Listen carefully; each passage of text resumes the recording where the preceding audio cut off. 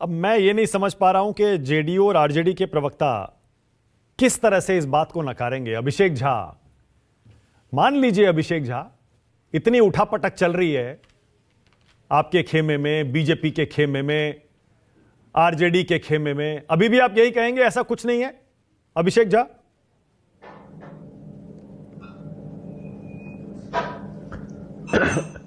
मानक जी, किस तरह की उठापटक के विषय में आप बता रहे हैं?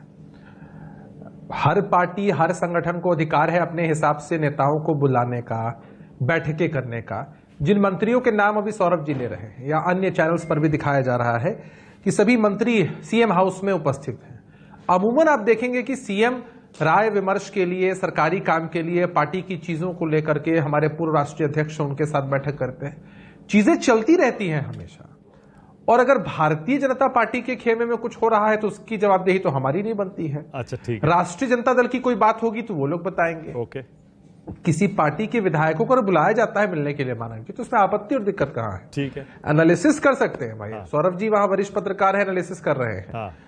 अन्य जगहों पर भी लोग एनालिसिस कर रहे हैं, लेकिन उससे हमारी पार्टी की कार्यशैली पर फर्क नहीं पड़ता। अच्छा अभिषेक, my sympathies are with you. कहते हैं ना कि मुझे आपसे पूरी हमदर्दी है। आज एक ऐसी पार्टी के प्रवक्ता के तौर पर आप राष्ट्र की बात में नेशनल टेलीविजन पर न्यूज 24 पर बैठकर ऐसे सवालों का सामना कर रहे हैं जिनका जवाब देना बहुत टेढ़ी खीर है आज। लेकिन ठीक है, मैं भी कोशिश करूंगा। एक काम करिए, अगर आप कह रहे हैं कि ये रेगुलर मीटिंग चल रही है सीएम आवास पर, तो कह दीजिए हम नहीं जा रहे एनडीए गठबंधन में, हम जहां हैं वहीं रहेंगे। कह दीजिए, आप प्रवक्ता हैं, आपकी बात मैं मान लूंगा। देखिए मानक जी, आप वरिष्ठतम पत्रकार हैं इस देश के और बहुत साफगोई के साथ आप सवाल भी पूछते हैं। आपके सवालों का जवाब देना हो सकता है प्रवक्ताओं के लिए मुश्किल हो, लेकिन आपने जो चीजें पूछी हैं मानक जी, आपने भविष्य के हिसाब से पूछा है कि कह दीजिए कि ऐसा आप नहीं करेंगे या अमुक समय में ऐसा नहीं होगा। देखिए, मसला यह है कि नीतीश कुमार जी ने विपक्षी गठबंधन के एक स्वरूप को तैयार किया, न सिर्फ बिहार के अंदर बल्कि देश के स्तर पर भी। और देश के स्तर पर जिस तरह से विपक्ष के सभी दल एक साथ आए हैं और लगातार कुछ दृश्य हमें ऐसे भी दिख रहे हैं जो अप्रिय हैं, तो दुर्भाग्यपूर्ण है हमारे लिए। हम लोग पूरी कोशिश में है कि कैसे एकजुटता बनी रहे। जिस गठबंधन के सूत्रधार नीतीश कुमार जी हैं, उनके लिए ऐसे सवाल अभी हमारे हिसाब से बेमानी है। पूछने के लिए आप मानक जी सवाल पूछ सकते हैं, लेकिन भविष्य को लेकर जो सवाल आप पूछ रहे हैं कि हम मजबूती से यहीं बने रहेंगे, गठबंधन का स्वरूप यही रहेगा, देश के स्तर पर, बिहार के स्तर पर ऐसे चुनाव होगा, ये थोड़ा बेमानी है। मैं कह रहा था ना कि आज बड़ा मुश्किल काम है आपका। बेमानी कहकर कैसे निकल सकते हैं आप इस सवाल के जवाब में? कमाल कर रहे हैं आप। मैं आपसे पूछ रहा हूं, इंडिया छोड़कर एनडीए में जाएंगे या नहीं जाएंगे? आप कह रहे हैं सवाल बेमानी है। आपको पता है ऐसे मोमेंट्स में जब ऐसी परिस्थिति होती है, इसमें जो आप नहीं कहते उससे, सुनिए, जो आप कहते हैं उससे ज्यादा जो आप नहीं कहते उसका मतलब होता है अभिषेक। अगर आप कहते हैं सवाल बेमानी है, इसका मतलब पता है ना? दर्शक सारे सुन रहे हैं, समझ रहे हैं। इसका मतलब अभिषेक झा, जेडीयू के प्रवक्ता, कह रहे हैं कि इंडिया गठबंधन छोड़कर एनडीए में जाने का रास्ता खुला है, विकल्प खुला है।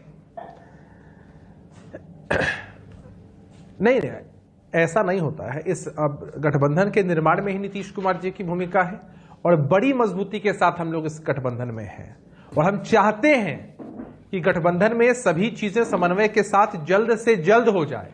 यही आज का हमारा वर्तमान का स्टैंड यही है मानक जी। आप मुझसे भविष्य को लेकर सवाल पूछ रहे हैं, मैं आपको वर्तमान में जवाब दे रहा हूं कि हम मजबूती के साथ इंडिया अलायंस में हैं और चाहते हैं कि सब समन्वय बन जाए। मेरे सहयोगी सौरभ भी मुस्कुरा रहे हैं, शहजाद अपनी मुस्कुराहट को छुपाने की कोशिश कर रहे हैं, बृजमोहन जी मुस्कुरा रहे हैं, कंचना मुझे पता नहीं क्या सोच रही हैं, अतुल लोंडे पाटिल के चेहरे पर मायूसी दिख रही है, अनुराग भदौरिया के चेहरे को मैं पढ़ने की कोशिश कर रहा हूं, कुछ समझ नहीं आ रहा है।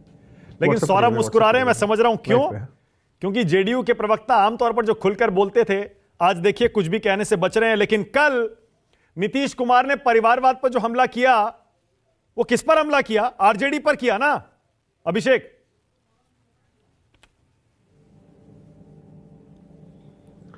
देखिए मानस जी, पहले इस बात को एकदम बाइफर्केट करके समझिए। हर पार्टी की अपनी अपनी आइडियोलॉजी होती है, कार्यशैली होती है, विचारधारा है। और जब गठबंधन होता है विभिन्न पार्टियों के बीच में, तो इश्यूज को लेकर के होता है, कोalition होता है। हर पार्टी की विचारधारा सेम तो नहीं हो सकती। क्योंकि आपका अगला सवाल मुझसे यही होगा, मैं जानता हूं। हम लोग कल से इस सवाल का जवाब दे रहे हैं। क्या? हमारी पार्टी में फैमिली पॉलिटिक्स या डायनेस्टी पॉलिटिक्स नहीं है, न परिवारवाद है, न वंशवाद है। हर किसी को मौका मिल सकता है, डेमोक्रेटिक पार्टी है।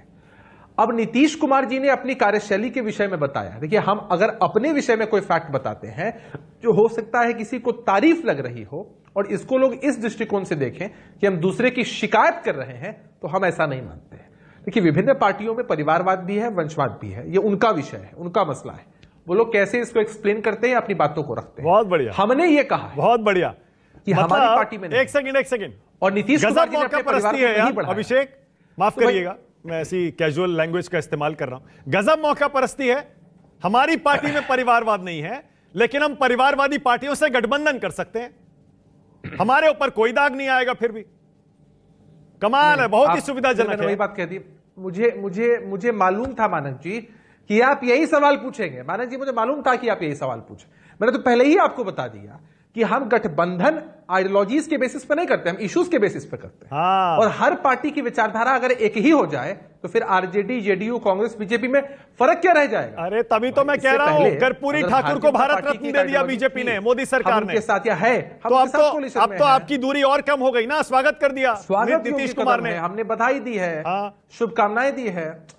देखिए, आप एक बात को समझिए। नहीं, दूरी इस हिसाब से नहीं होती है कि 10 कदम पे दूरी है और कर्पूरी जी को सम्मान दे दिया तो हम 2 कदम आगे बढ़ गए। देखिए, अलग अलग इश्यूज पर हमारे मतभेद होते हैं और कई बार हम साथ भी होते हैं, विपक्ष में होने के बावजूद। मालिक जी, लोकतंत्र की यही तो खूबसूरती है कि कर्पूरी जी को भारत रत्न मिले, ये मांग नीतीश कुमार जी ने की। लोकतंत्र की यही तो खूबसूरती है, पूरी की। हर साल 1.5 साल में पाला बदल लो, कभी एनडीए में चले जाओ, कभी इंडिया गठबंधन में चले जाओ। यही तो खूबसूरती है। लोकतंत्र का मजाक बना के रख दिया है। मैं क्लियर कर दूं, हम हर 1.5 साल में पाला बदल लो। मानक जी, हम स्टैटिक है। मानक जी, नीतीश कुमार जी सूबे के मुख्यमंत्री हैं। नहीं, पाला नहीं बदलते हैं, आप समझिए इस बात। हमारे सहयोगी बदलते हैं, हम स्टैटिक है। नीतीश कुमार जी सूबे के मुख्यमंत्री ये भी ठीक है, हम पाला नहीं बदल रहे, हमारे सहयोगी बदल रहे हैं। बहुत बढ़िया, हमारे सहयोगी बदलते हैं। कमाल कर रहे हैं आप भी अभिषेक। आज कैसे केस को डिफेंड कर रहे हैं आप। चीजों को, रोहिणी आचार्य आप ही के गठबंधन, सुनिए ना, आप ही के गठबंधन के सहयोगी। क्या आप कुछ दिखा रहे हैं मोबाइल में मुझे? हाँ, दिखा रहे हैं तो दिखाइए, मैं देखना चाहता हूं क्या दिखा रहे हैं। नहीं, मैं आपको ग्लास दिखा रहा हूं बस, कि आधा भरा है ग्लास कि आधा खाली है, ये देखने का अपना नजरिया। अच्छा, मैं आपको ट्वीट दिखाऊं क्या रोहिणी आचार्य का? आपने देखा होगा, समय अंतराल में हमारे रोहिणी आचार्य लालू यादव की बेटी, आपके सहयोगी, आरजेडी के सबसे बड़े नेता की बेटी, अपनी प्रतिक्रिया भी दे दी। रोहिणी आचार्य क्या लिख रही हैं? वो कह रही हैं, जब हुआ ना कोई अपना योग्य, मतलब आपका कोई अपना योग्य नहीं हुआ तो आपने परिवारवाद पर निशाना लगा दिया। आपका कोई अपना योग्य होता तो आप उसको आगे बढ़ाते। मौका परस्त हैं आप।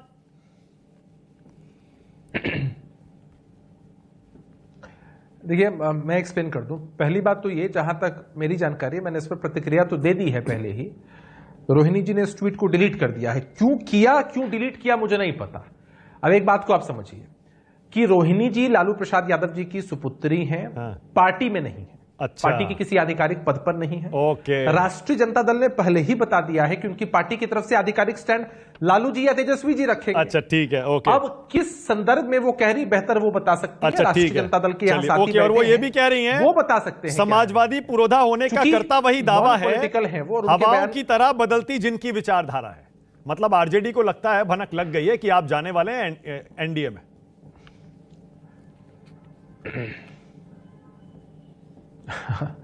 मैंने कहा ना कि रोहिणी, आप एक काम करें, आरजेडी के यहाँ प्रवक्ता बैठे हैं, इससे पहले भी विभिन्न प्रवक्ताओं ने स्टेटमेंट दिया है। पहली बात ये कि इसका संदर्भ राजनीतिक है कि नहीं है, वो बता सकती हैं, राष्ट्रीय जनता दल के लोग बता सकते हैं। ओके, क्या आरजेडी परिवारवादी पार्टी है? जवाब नहीं देते हैं। Abhishek Jha, statement is not political for us this.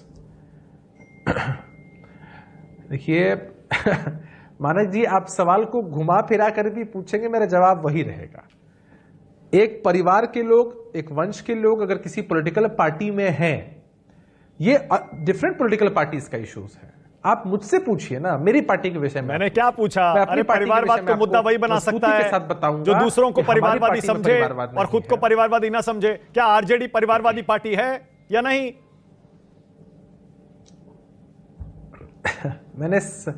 मानक जी फिर मैं वही जवाब दूंगा आपको।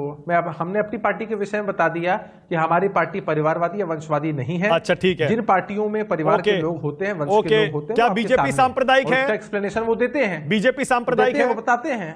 मोदी जी तानाशाह हैं क्या? अभिषेक देखिए भारतीय मुझे तो हंसी आ रही है आज के आपके सवाल के फ्लो से मानक जी, थोड़ी हंसी भी आ रही है मुझे कि एकदम एक के बाद एक आप मुझसे रैपिड फायर सवाल पूछ रहे हैं। इन सभी रैपिड फायर सवालों का हमने जवाब पहले ही दे रखा है। हम लोग विपक्ष में हैं और हम भारतीय जनता पार्टी को उनकी नीतियों के हिसाब से क्रिटिसाइज करते हैं। हम अगर कहते हैं कि समाज में तनाव पैदा करके राजनीति अभिषेक नहीं होनी जैसा मैंने चाहिए, कहा ना, मुझे आपसे पूरी हमदर्दी है आज अभिषेक, आप पूरी हमदर्दी है। पूछे हैं। देखिए शहजाद भी अपनी मुस्कान छुपा नहीं पा रहे हैं। सौरभ और मैं तो खुल के मुस्कुरा भी सकते हैं, तो इसलिए हम लोग मुस्कुरा रहे हैं। मैं समझ रहा हूं आपकी स्थिति इस समय, मुश्किल सवालों से कैसे बच के निकल रहे हैं आप। ओके ऑलराइट, मुस्कुराइए, हर किसी को मुस्कुराना है। अच्छा ठीक है, ओके कंचना यादव, ओके।